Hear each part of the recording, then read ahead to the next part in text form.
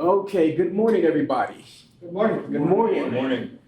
Today is the Cyberbowl, not to be confused with the Super Bowl, which is, I'm going to discuss the red team versus the blue team. Just to give you a background of who I am, I have a long name, but I have a short name. So my long name is Herbert Decker Jr. III. I asked my parents why did I get named that long name. They said, don't worry about it, we're just going to call you Trey. So everybody pretty much just calls me Trey. Over the past 20 years, I have been involved in the IT world. I come from a background of network system admin, network engineering, network administration, IT management, and then kind of just fell into the security aspect of life. And that's where it comes back to cybersecurity. It's just something that's new to a lot of us, and we're trying to grasp the concept of why is cybersecurity important? What is it? What is a red team? What is a blue team? I think of it as football. Anybody here watch football? Great. You have the offense and the defense. So we have that red and blue team right there. And it takes me back to former military, former law enforcement, actually playing football myself as well. There's always teamwork involved. The left has to know what the right is doing. I remember on my way here, I saw a billboard that said, the end zone is just the beginning. It is just the beginning. And that's what cybersecurity is. It is just the beginning. It's a war. It's a war game out there. We think of it as employees when we're typing in our passwords. Why do we have to change those passwords? I'm sick of that. Why do I have to badge in? Why can I not let someone in? It goes back to the company's security posture. As an employee, we can just see why we're being inconvenienced. But I think about this as I journey on through my IT career. The inconvenience of putting in your password, changing your password, logging in, going into a building. Imagine that infrastructure being wiped out. Not by a nuclear bomb, not by a missile, not by a gun, but by a cyber attack. Because one employee didn't follow protocol, and they were able to get hacked, social engineered attack, and the company goes down. When we think about security posture, when we think about organizations, think about everything that's connected now. We're in the digital world. The Cyberbowl. It's a game. It's a war game. The new soldiers of today are us. We are the new soldiers of today. The guns and bullets meant nothing. Just as we heard the Lieutenant Colonel speak about when the system was getting hacked in Iraq. That wasn't about a gun or a bullet.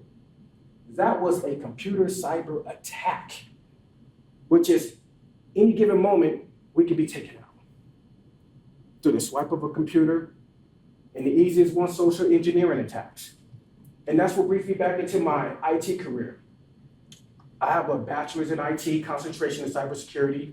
I hold 3 different cybersecurity certifications, working on my CISM right now and finishing up my master's degree program. I didn't think that I would be in cyber. I thought I would just be the network admin, sit back, wait for a ticket to come through the queue. And I remember a company contacted me. They were like, we're interested in hiring you as an IT manager. I'm like, okay, I'll go there and check it out. Go through the interview process, get hired on, get debriefed, and I was told that, you know what? We're wiping out the rest of our team because we recently got hit with a ransomware attack. We need you to rebuild this infrastructure because we don't know what we're doing. This was a major taxi cab company in California with over 2,000 taxi cabs that are connected to their network. We need an MDM, we need security policies, we need posture, everything. We don't know what we're gonna do. Our network, you wanna see our network. They showed me their network. Walked into a back room, coffee cups there, trash there. The MDF, we have Windows 2012, Windows 2008, XP, everything just wires is everywhere. This is your office, fix it. And I was like, okay. After that day, went home, what am I going to do? What am I going to do? This company, I'm used to organizations that are structured. I'm not used to small organizations who don't have things in place. Employees can log in, do whatever they want. The network was open. It was a free-for-all. And I know that anybody that's been in IT has seen this before. And you're just amazed at how an organization can function in that capacity. And I have to sit back and go back to my own books and think about, how do I secure network infrastructure again? I know the basics. I played with Wireshark. I know IT monitoring. I've done all these little devices, but what can I do? I don't even have a team because the other team is about to get wiped out and I have to build a new team. The other team doesn't even know that they're full-time customers yet. They're talking to me, telling me this is what we do, what we don't do around here, blah, blah, blah, blah. They didn't even know my title. They thought I was just a network systems admin. I was told by the CFO, you go over there in that corner, see what they're doing. I want you to monitor for about the next few weeks. They were getting upgraded to full-time customer. And I asked, what happened? Well, the IT manager there, he didn't evolve. He didn't grow. He was antisocial. He didn't like working with vendors. He didn't care about attacks because he felt that I have McAfee on here, I'm good. What does it matter? And I sat back and I did the same thing you did. I'm like, wow. And I know at times it can be easy for us to become stagnant within this field because, we're there for triage just in case something happens, but everybody wants the IT guy. You're IT. Go take out the trash. You're IT. Go fix the cameras. You're IT. Go change the password. You're IT. Go pull out a network cable. But we get used to that and we forget our skill set so we don't stay up to date. That's why you think about it. What is your playbook? And that's what I have to think about at that point. What was my playbook? This company has been hacked. What do I need to do to help to bring up the security posture of this organization? Is where I stood at. And as I was writing down from a previous mentor that said, Trey, when you go into a new facility, see where everything's at. Go check out your MDF. Go see your network layout. See if there's an incident response plan. See if there's any documentation, network diagrams. And pretty much nothing was there. And find out what everything that's wrong and what you need to build off of. Because when you work to secure the organization, your job becomes actually easier. You don't want to be putting out wildfires. And I remember I called him up. I said, man, Sam, I don't know if I can do this job. This is tough. The money's great, but I don't know what I can do. And he said, Trey, you're one of my best students. You've helped me teach lots of students back then on my MCSE. And he said, you can do this. You need to get a hold of some vendors. You need to come up with a plan. MSP is another way to go. You need to figure out this red team versus blue team. I'm like, red team versus blue team? He said, yeah, you have your basic certification. You understand that, right? Oh, yeah, my red team. What is the red team? The red team is the offense, and the blue team is the defense. When I think about that, it reminds me of Sports Center, ESPN. One of my favorite announcers of all time, Chris Berman. He would say this quote, in the game of football, we have the offense and the defense. You cannot have one without the other. Because as soon as you lack up on one of the sides, boom, you're gone. You're done. That's it. And that's how we have to try this approach, because it's not about I'm the offense, you're the defense, forget you. We're an organization. We're security. They're looking at us to make sure that that posture is secure, hardened to the best of its abilities. They don't care what we're thinking about, what we don't know. Our job is to deliver results. Because if we don't deliver the right results, we become full-time customers. So we have to go into our arsenal. That's why communication is key. Networking is key. Because without that, we're lost. And I remember going back to my mentor that was guiding me through this process. And throughout the years, I built more mentors, more teams, more individuals. And when I was working with this organization, one of the things I was saying was, we need an MSP and we need to redo the network. The great thing about that was, this was the first time I saw an organization where the CEO was like, whatever we can have to secure this, let's do it. It was like an open checkbook. I said, well, I've been doing some studying because we had our sprint meetings, and he was like, what do you have in plan? An MSP for one. That's going to help shave down some of the costs right there for our infrastructure, because what an MSP, what they can do is they can monitor our systems. They can come through and do vulnerability scans. They can teach us on security awareness training for our employees. But also with the network itself, we have to make sure that our building is secure. No one needs access to that door. It's not even a lock on the door. You can walk in and open the door. We need a cage to rack our system up. We need to make sure that we're up to date, because having Windows 2012 is not acceptable at that time. Because what comes into play when we talk about the red team again? It's the offense. This is the attackers. This is the offense. We're coming to attack. We have to understand how these teams operate. And as we say in the military, reconnaissance. What is recon? The gathering of intelligence.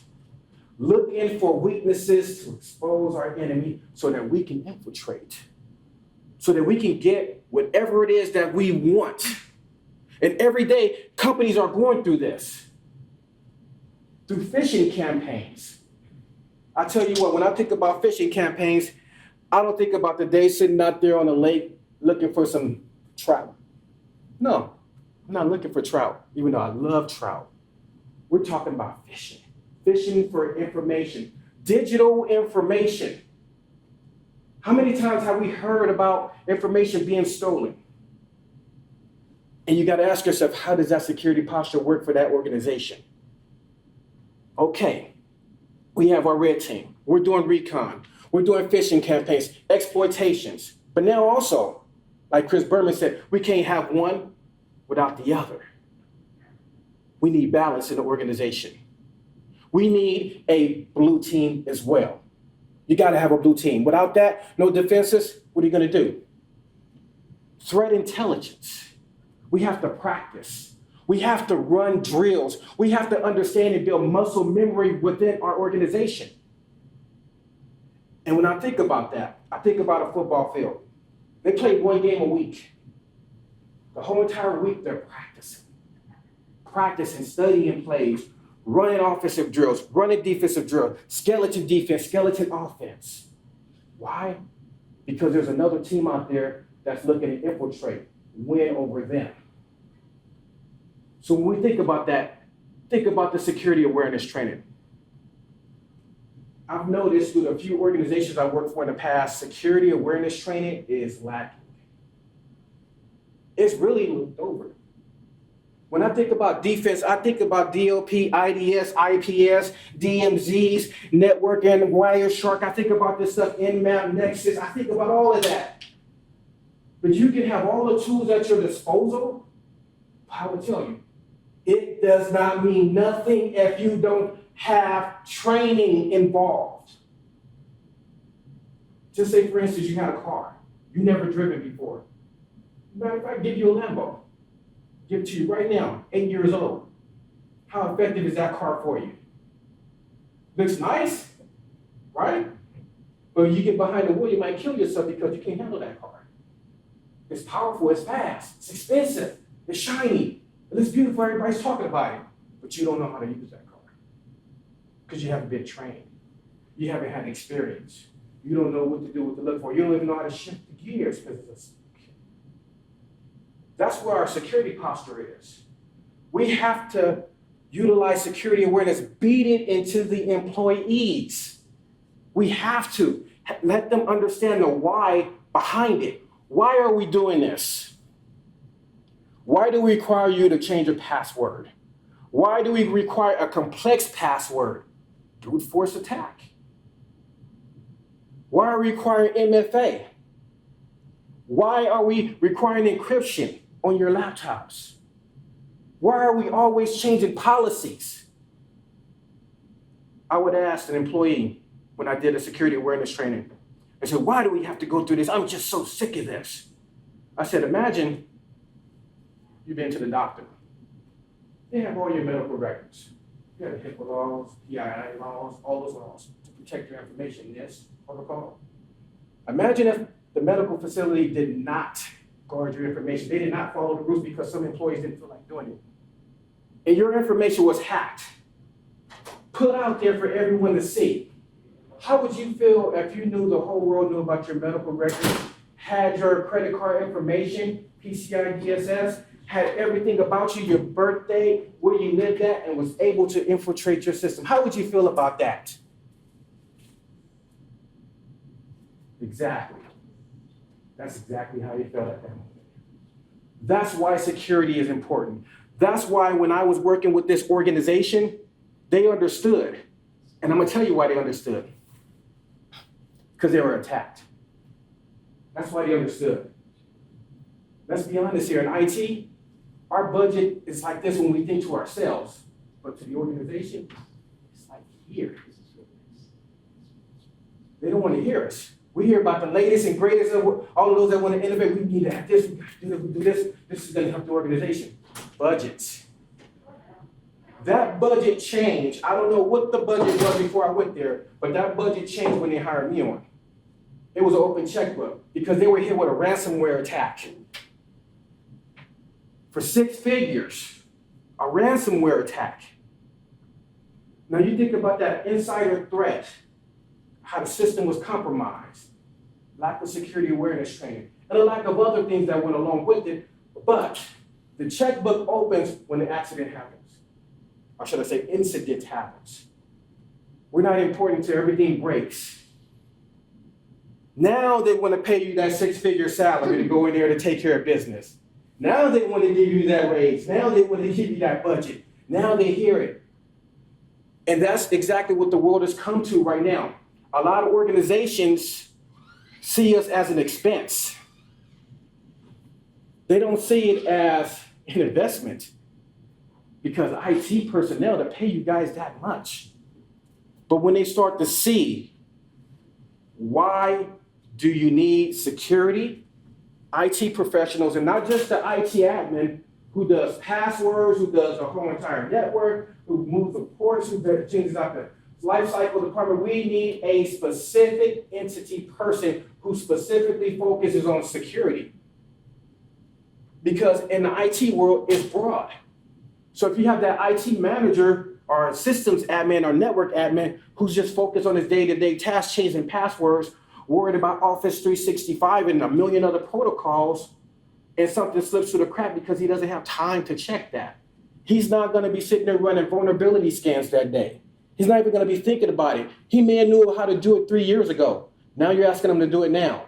So as a company, as an organization, they have to finally understand that there are 2 teams involved. The offense and the defense is crucial, just like any football game if you're looking to win. And that's what life is about. It's a war. We're at war. War games. And so when we think about war games and what's going on, strategy. Strategy is key. Now, when we think about developing an attack strategy, attack scenarios, the red team goes in there. Their job is to figure out where the weaknesses are. Let me go pull out my tools. Let me go pull out Nmap. Let me see what's open. Let me see what's happening. We have got a lot of ports open. That's your entryway of attack right there. Ports open, ports closed. And imagine a company that has an employee who runs a vulnerability scan. He's bombarded with a lot of emails, so he don't see that scan, that list of ports. So he doesn't log into the firewall to try to close those ports. There's an attack. Now the company's been infiltrated. And then we think about the next step. We're talking about ports, we're talking about services. Let's talk about pen testing.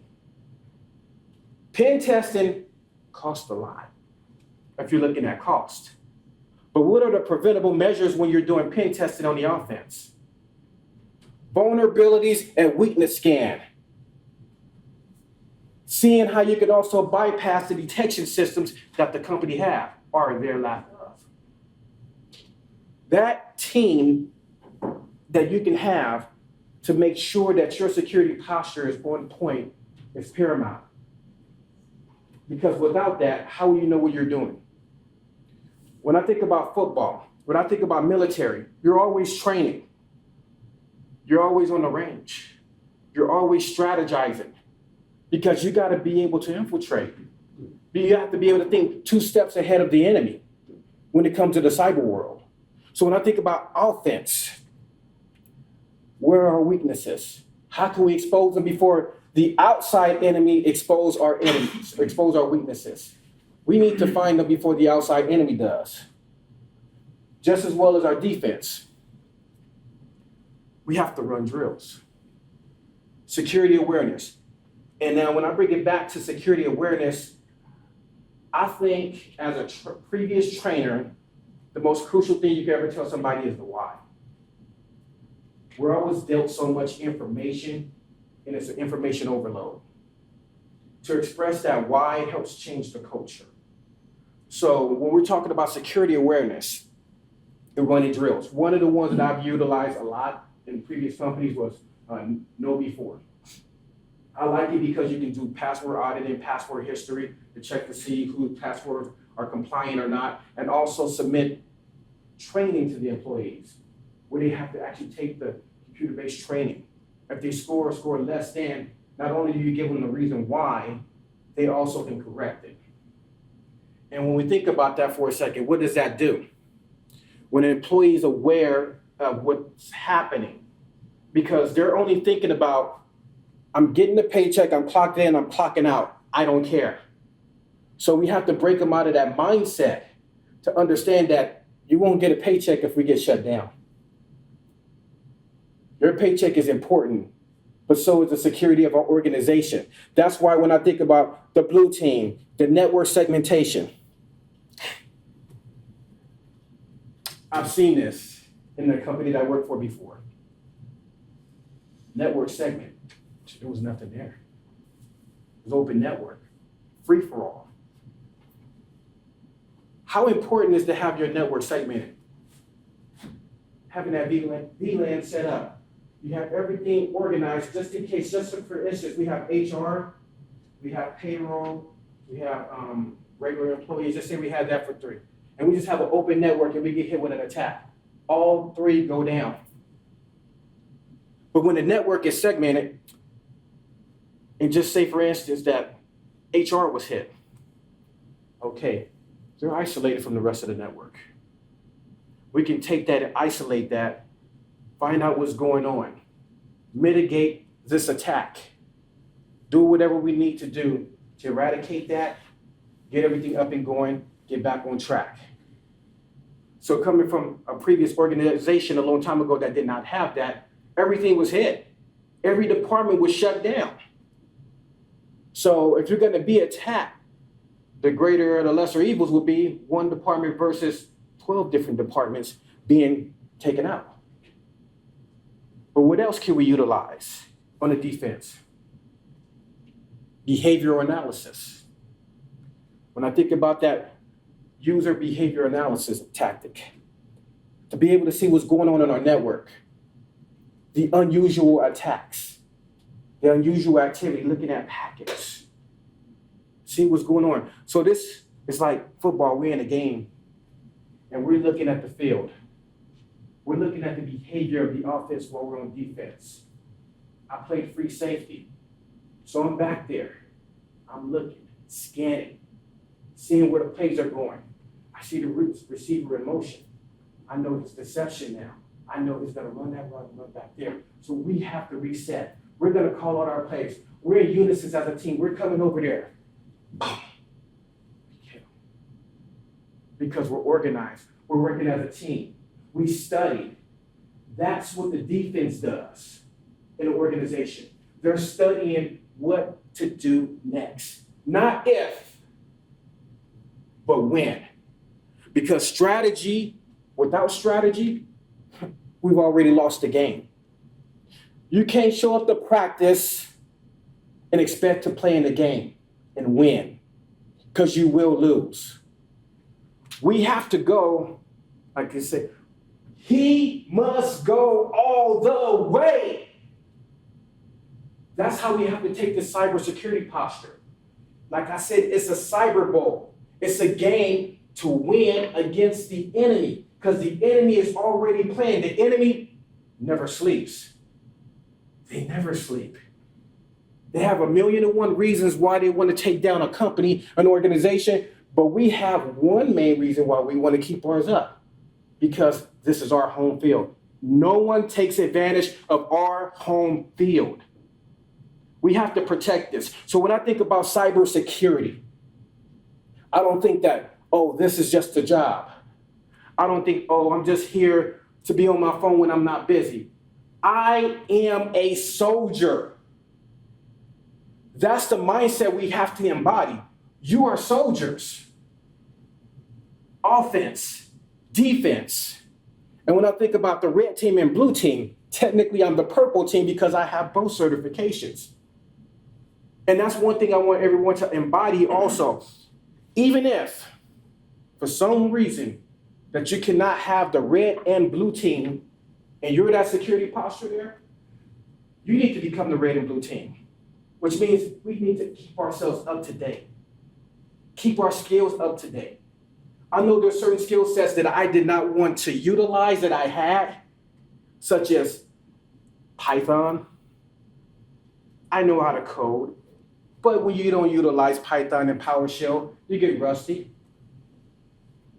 Go to Code Academy, go online, play the games, utilize your resources, because this is what's going to keep you up. Everything's in automation. When we talk about SIEM tools, when we talk about SOAR tools, we're talking about automation. We're talking about other ways of finding and detecting real-time issues.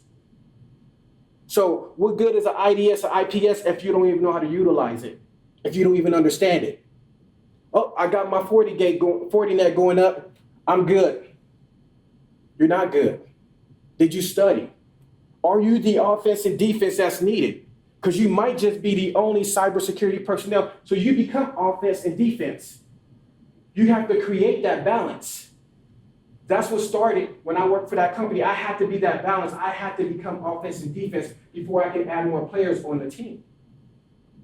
Sometimes that offense and defense may just be you. You are that strategy. I have a question. Yes. You were the blue team, red team, which made you the purple team. If you were the only person, working the company, couldn't you have outsourced the responsibilities of the red team, and then you be the blue team, because they would be attacking your surface, and then you would have to defend against them? Exactly. And that's basically what happened with the company that I worked for, the MSP managed service provider. So we utilized them in the beginning to help mitigate a lot of things that were happening in the beginning stages. So yes, we did utilize them because they also had a cyber department. So I worked a lot with them and their vendors so we can get our whole entire infrastructure redone, which was wonderful right there. And then afterwards, so it wasn't such a burden on myself. So I didn't have to worry about passwords and all the minor stuff. They actually handled that part right there. So what we needed them to do is to come through to do our vulnerability scan. So we had the red team, the blue team, to come through to see what was wrong, because before you can rebuild, you have to tear down the old structure. So utilizing that third party, that managed service provider, is what we did. That was key right there in the beginning. So it allowed me to actually do some studying, and the company themselves, they put me through quite a few boot camp trainings to make sure I was up to standard. So that's why I said that they were able to write that check, because of what happened. They believed in me, and they made sure that I had the proper training so I could be prepared while we have the MSP that continue to run through. And certain responsibilities, since I was tasked as the IT manager, I decided what I was going to take on, what I was going to allow the MSP to take on. So yes, definitely right there, outsource vendors is key. I would tell you also to add on to that, when you're on LinkedIn and everybody knows you're a manager, you're going to get hit up by so many vendors left and right, and you're just going to be sick of this. Everybody wants to give you a gift card, wants to give you money, have a dinner, talk to me for an hour and all this. And I would say at that point, I wanted to bring that back with the offense and defense. I was getting overwhelmed just by looking at LinkedIn. I'm like, I'm tired of everybody hitting me. I don't want your job. I don't want to talk to you for a minute. And one day I stopped.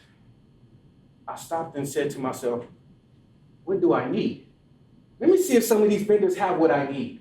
Because there's some things I need that I don't even know, even just the knowledge. And so yes, I've utilized some of them just to have a free lunch, to gain their knowledge and perspective so I can have that also too. So utilize them as a resource for additional training, take that free lunch every once in a while. But I've done that right there, especially working with Salesforce administration when I had to do a lot of MFA upgrades and stuff like that. So you deal a lot with solution experts.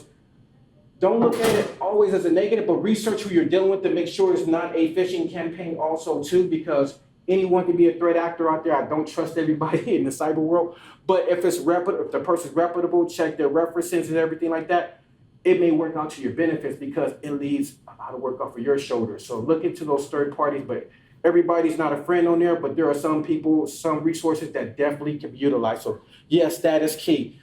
Outsource as much as you can, talk to whoever you can as much as you can. Because like it says, I was the only one after everybody was wiped out. So like I said, when I went home that day, it was a very stressful day, but I was not going to give up because that challenge was going to let me see who I really was. It's easy to be the great IT person when everything's going right. You're working for the big organization, nothing's happening, somebody have an issue, their computer's not working, you go over there, it works magically, they're happy, you're the hero. But what happens when everything goes down? What happens when the network goes down and everybody's running at you? That's what shows you your true colors. Were you spending all of your time playing, or were you spending some of your time playing and learning? We gotta play a little bit, yes we do. But we also should be continuously learning because, to be honest, my bachelor's degree don't mean nothing, it's old. The associate's degree that I got years ago is old. The ISC squared, the CompTIAs and all this stuff is old. Even my master's degree that I'm, one more class left is old. It's old. It's outdated. It doesn't mean nothing. Because if you already know the technology today, it's already outdated. So we have to stay up on our trends because by not staying up on our trends and becoming complacent, that's where the organization falls. And I believe that that's what happened with the prior staff at that company I worked with because they were complacent. They just did whatever. And like I said, you can play and work at the same time, but it can't be more play than work. It has to be work first. You have to take care of the security posture first. When you're making a lot of money, sometimes you forget how much money you're making. You think you're making nothing. Sometimes it sucks when you don't get that raise or that accolade for the stuff that you fixed. I know. I get it. But when you first sign on as that expert, you showed the world that you are capable of handling this. You are capable of securing the security posture. The money will flow. We're in the greatest industry. We are in the greatest industry right now. I do not care what anyone says. My son, who has recently got into IT, and I kept pushing him. I said, leave college alone when we had the pandemic going on, just leave college alone. Just go get your certs. He said, you sure? I'm like, yeah, you back home now, go get your certs. So he went back to go get his certs, A+, Network Plus, and he's way more technical advanced than I am. I think my brain is getting older, but he's a lot better than I am. And he added on the Security Plus. He worked a couple of IT jobs and got hired on at Intel. No bachelor's degree, no associate's degree, just certifications. Why? Because they were in need. We are that field that is in need because everything is technology. The IoTs, all the devices that we're utilizing. But you need an offense, you need a defense strategy to secure all of this equipment. Because what does it matter when nothing works one day because someone was sleeping on the job? Or someone felt that they wasn't getting paid enough money. Or someone felt that, why should I care? No one listens to me. Why should I care because I'm doing 300 duties? I would say this. Remember your why. Why are you there? Besides the paycheck, why are you there? Do you enjoy doing what you're doing? Because I'll be honest, I enjoy the heck out of being in IT. I enjoy sitting at my desk, going to my office, walking from the room to the office room, logging in on my screens, debating on which Elsa screen I'm gonna add on so I can look like Tony Stark, but like a generic version of him. I sit there and think to myself sometimes, even the days when I'm stressed out, like, man, why is this keep happening? Why is everything going wrong?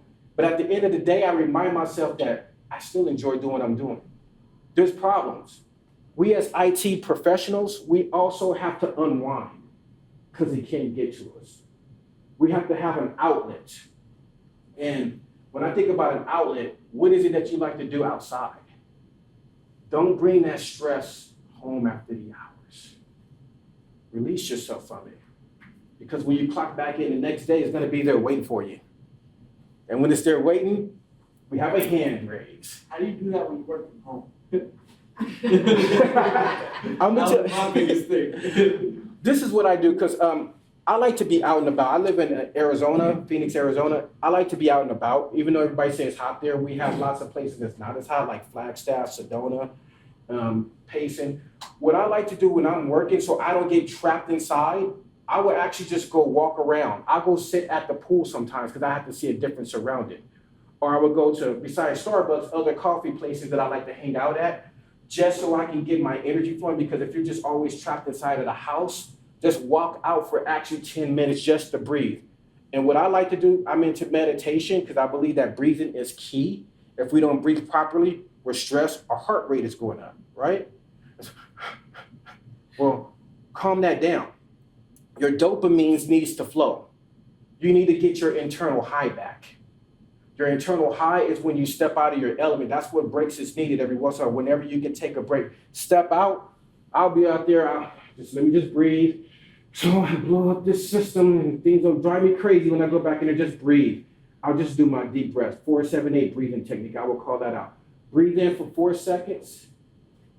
Hold it for 7 seconds. Breathe out for 8 seconds. And I'm glad you asked that question because we're going to do a breathing exercise now.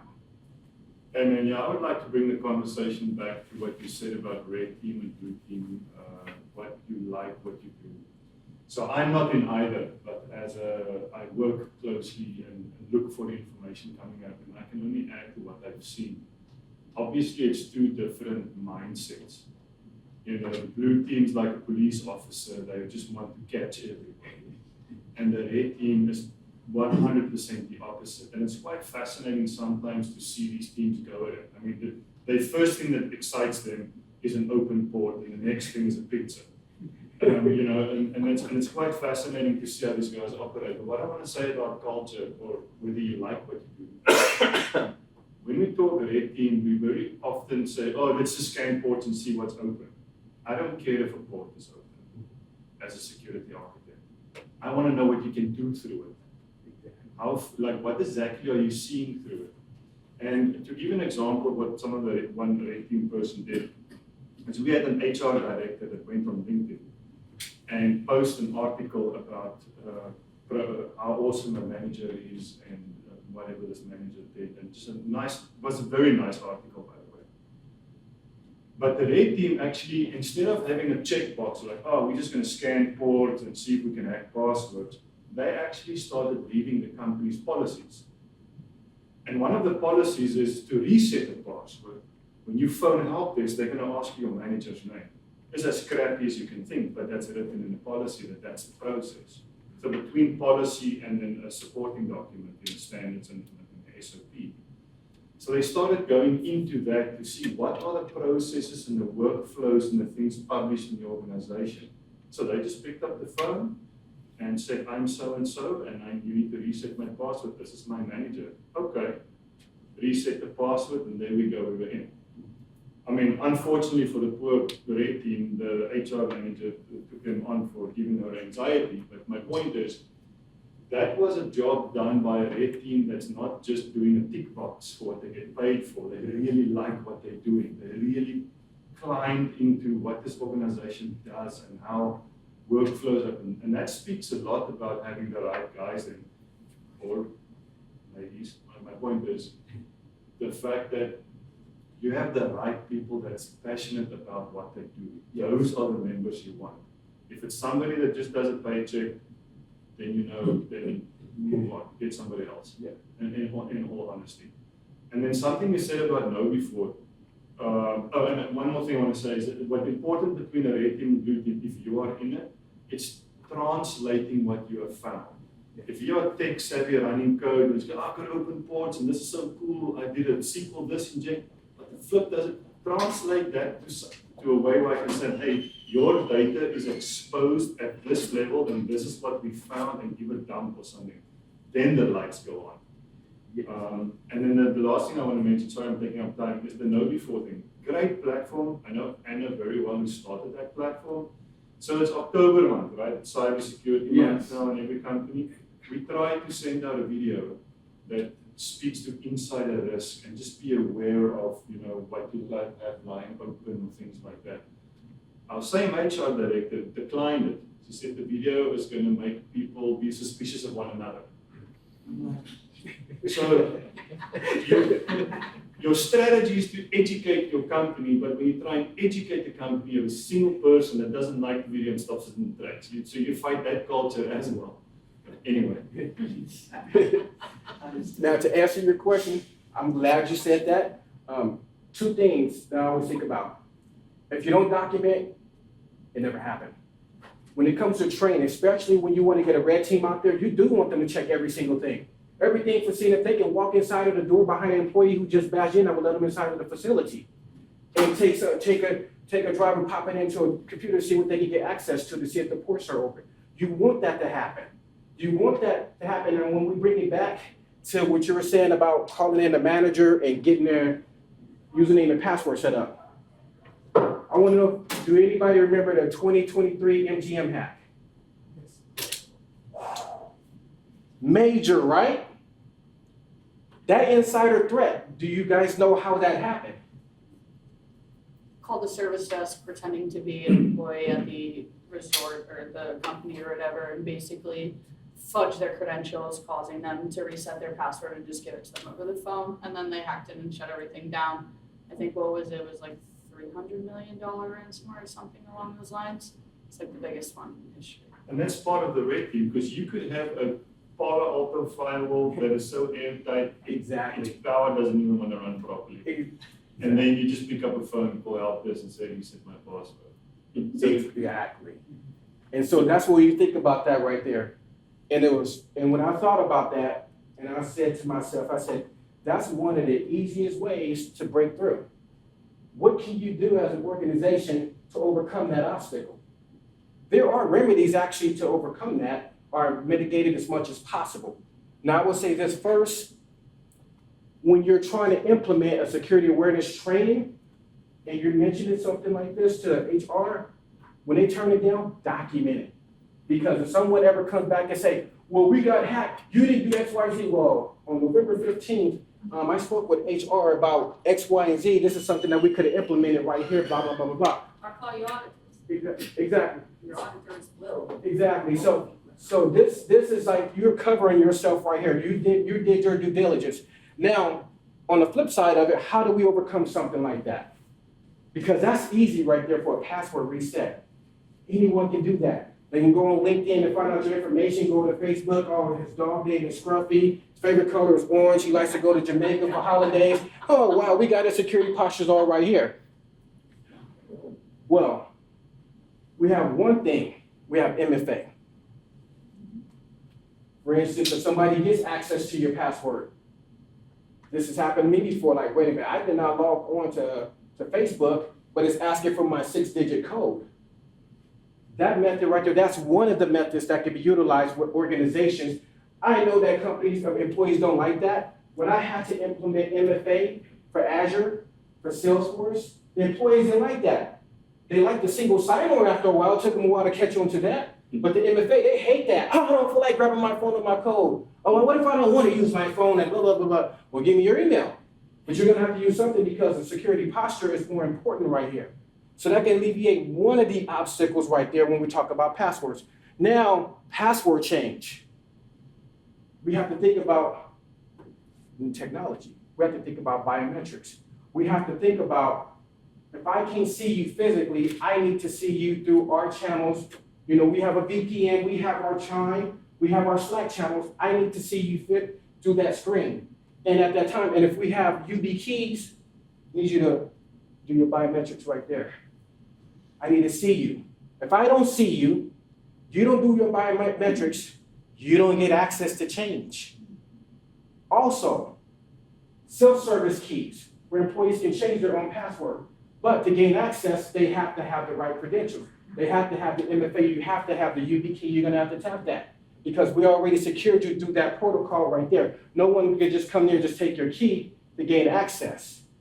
So through the self-service kiosk, utilizing UB keys, through having a virtual remote call with the individual by seeing them, seeing their ID badge, having them pop that UB key right there. Those are some of the ways that we can minimize attacks right there.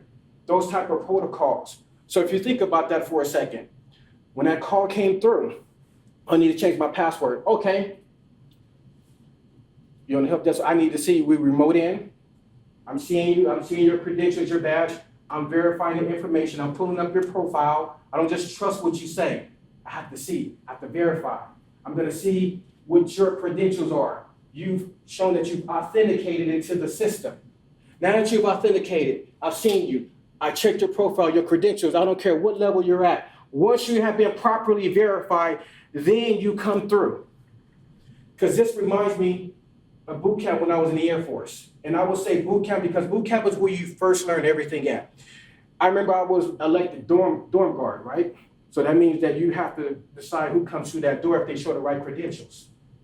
And I remember the sergeants, they would come up there screaming and yelling. I'm like, I need to see your ID. Sir, Airman Decker reports his order, sir, I need to see your proper ID. And I said, no, just yelling. Just yelling, screaming, your heart is racing. But you were told that if you don't see proper identification, I don't care who it is, they do not come through that door. And I did not let him through that door. He called me every name in the book, but a positive name that day. But the respect was earned because I followed protocol. If I had let him in there, how do I know if he was kicked off? You don't know what that person's status is. Always remember this. When the offense and the defense works, you do not know what no one's status is. You don't. Me as a red team, you don't know who I am. I could be an outside source, just like IBM. They use the X-Force red team. I see employees coming through the door. And as they're coming through the door, I'm sitting up there saying to myself, you know what? I'm going to fall in behind. And then that's when I infiltrate the network. That's why practice and preparation is key. We have to simulate the same activities that an outside hacker would do. We will have to have the same training. Patch management. When we're talking about patching up our softwares and everything, we must maintain patch management within it because if our stuff is outdated, like as we say with the ports, they're going to gain access. And I want to close this with saying about teamwork. Teamwork makes the dream work. There's no I in team, but someone told me that there's a me. When there's a me, that means that we all fall. We work together as a team. Red team isn't just red team. Blue team isn't just blue team. We're together. We work together. We collaborate. When we do tabletop exercises, when we do simulation tests, this is the best time for feedback.